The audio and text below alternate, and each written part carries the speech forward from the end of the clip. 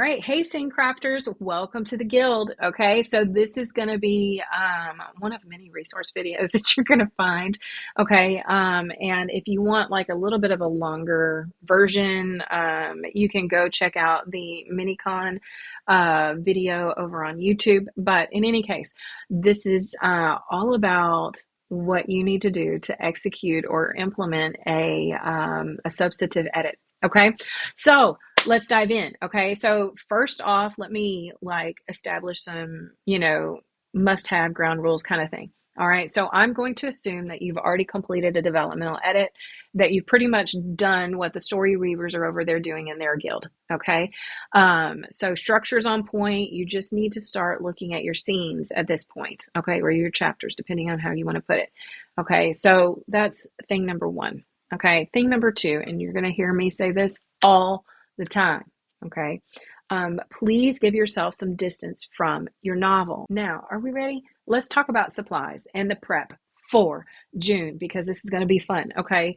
Doing scene level edits is always a ton of fun. Okay. Because you get to really make sure that everything counts and you really feel how you've strengthened your novel once you get to the end of this point. Okay. Love it. All right. So first thing that you're going to need, of course, is your manuscript.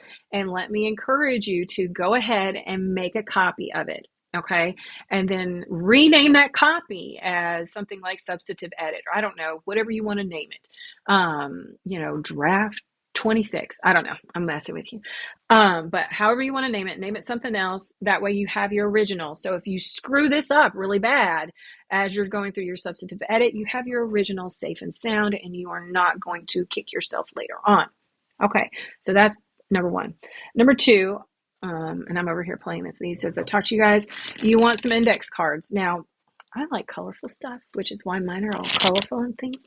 But you don't necessarily have to do that. I usually like to have a color per POV because that helps me to kind of have a very visual representation of what, what, who has how much page space, I guess you could say, that sort of thing. But you don't have to do that necessarily. You can have it all one color. It doesn't matter as much as it does over in the Story Weavers Guild. Okay, so I will talk to you about what goes onto an index card, but just know index cards, because you need some space. You can try to fit it all in a sticky. I don't know if you can, but you can try. But index cards are not too bad. Dollar Tree has them pretty cheap.